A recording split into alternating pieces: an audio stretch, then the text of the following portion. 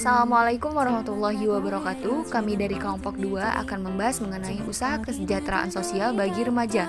Pemateri pertama ada Amir Mahdi, kedua Alvin Munanda, ketiga Nuraini, dan keempat Tasya Rahmawati. Kepada teman-teman saya persilahkan. Baiklah, saya Amir Mahdi dari kelompok 2 akan membacakan PPT dari kami. Definisi. Kesejahteraan berasal dari kata sejahtera, dari bahasa Sanskerta cetera, yang berarti payung. Dalam konteks ini, kesejahteraan yang terkandung dalam arti cetera adalah orang yang sejahtera, yaitu orang yang dalam hidupnya bebas dari kemiskinan, kebodohan, ketakutan, atau kekhawatiran, sehingga hidupnya aman, tentram, baik lahir maupun batin. Sedangkan sosial berasal dari kata sosius yang berarti kawan, teman, dan kerjasama.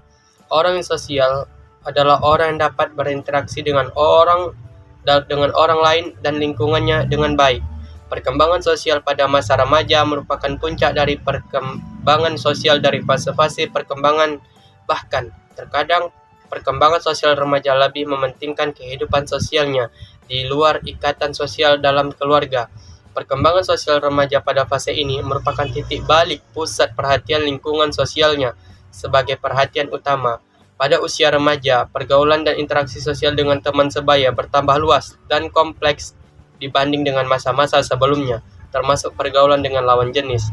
Permuasan intelektual juga didapatkan oleh remaja dalam kelompoknya dengan berdiskusi, berdebat untuk memecahkan masalah, mengikuti organisasi sosial untuk memberikan keuntungan bagi perkembangan sosial remaja. Namun demikian, agar remaja dapat bergaul dengan baik dalam kelompoknya, diperlukan kompetensi sosial yang berupa kemampuan dan keterampilan berhubungan dengan orang lain. Ini saya akan melanjutkan pembahasan materi kelompok kami, yaitu B. Jenis layanan kesejahteraan sosial bagi remaja. Jenis-jenis layanan kesejahteraan sosial bagi remaja mungkin sangat banyak, diantaranya yang pertama itu ada Karang Taruna, yang kedua Gelanggang Remaja, yang ketiga ada Pelayanan Sosial Bina Remaja ataupun PSBR, dan yang terakhir ada Ikatan Remaja Masjid. Untuk pembahasan mengenai ataupun pengertiannya akan dilanjutkan oleh teman saya di bagian selanjutnya. Untuk sasaran garapan kesejahteraan sosial bagi remaja, yang pertama itu bagi remaja putus sekolah, bagi kenakalan remaja, remaja yang terlantar, korban kekerasan, remaja korban dari narkoba, remaja yang tidak terawat, dan remaja antisosial. Berikutlah sasaran garapan kesejahteraan sosial bagi remaja. Dan untuk materi selanjutnya akan disampaikan oleh rekan saya. Baiklah, saya Nuraini akan melanjutkan materi dari teman saya, yaitu D. Proses pelayanan usaha kesejahteraan sosial bagi remaja.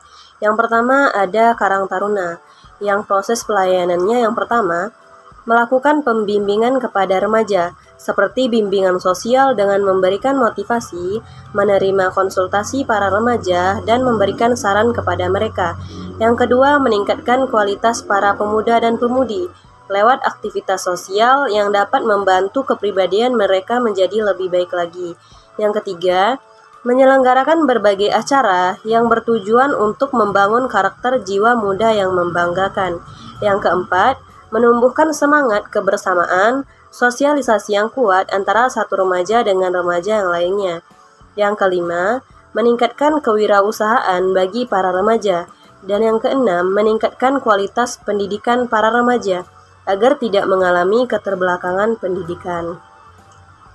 Jenis layanan yang kedua yaitu ada Gelanggang Remaja, yang proses pelayanannya yang pertama, menyediakan sarana dan prasarana kegiatan untuk para remaja, antara lain kegiatan di bidang mental, spiritual, ilmu pengetahuan, dan keterampilan, serta rekreasi.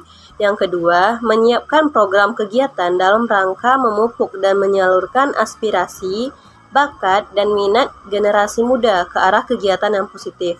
Yang ketiga, mengadakan kerjasama dengan instansi ataupun organisasi lain yang berkaitan dengan pembinaan dan pengembangan generasi muda.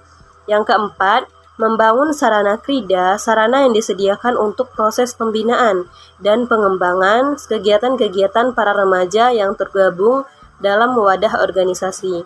Yang 5. Melakukan pembinaan untuk menghasilkan remaja yang mandiri. Dan yang keenam, menyediakan fasilitas penunjang seperti sarana kegiatan umum, unit gedung olahraga, dan unit kolam renang. Jenis layanan yang ketiga yaitu ada pelayanan sosial bina remaja atau bisa disingkat dengan PSBR. Proses layanannya, yang pertama, memberikan pelayanan sosial kepada remaja putus sekolah untuk tetap mendapatkan pendidikan di luar sekolah yang dapat dijadikan bekal untuk memperoleh pekerjaan sehingga mereka dapat memenuhi kebutuhannya secara mandiri.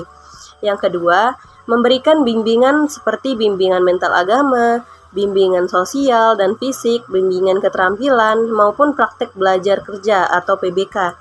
Yang ketiga, memberikan bimbingan keterampilan kerja yang diberikan sesuai dengan minat dan bakat yang dimiliki oleh penerima pelayanan.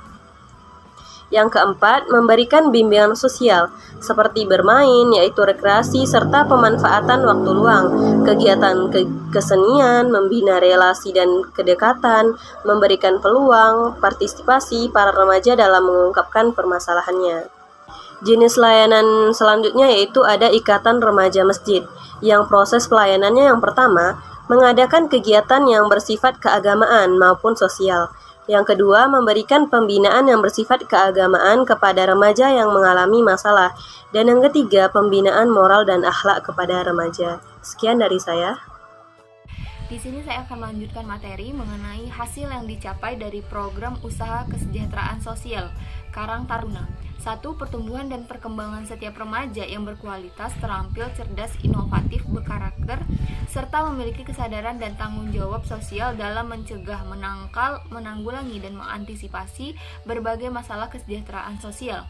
Kedua, pembangunan kemitraan yang menjamin peningkatan kemampuan dan potensi remaja secara terarah dan berkesinambungan. Ketiga, menghindarkan para pemuda dari pergaulan yang tidak benar. Yang keempat, membentuk karakter remaja yang dulunya bermasalah menjadi baik dan mempunyai kreativitas. Dan kelima, membentuk para remaja yang berkreativitas, berkreasi, bersosialisasi yang nantinya diharapkan bisa menjadi lebih baik dari sebelumnya. Selanjutnya mengenai gelanggang remaja. 1. Terciptanya generasi muda yang kreatif, dinamis, terampil, bertanggung jawab, dan berbudi luhur dalam rangka ketakwaan kepada Tuhan Yang Maha Esa. Kedua, membantu generasi muda dalam menyelenggarakan kegiatan-kegiatan di bidang mental, spiritual, ilmu pengetahuan, keterampilan, kreasi, serta rekreasi.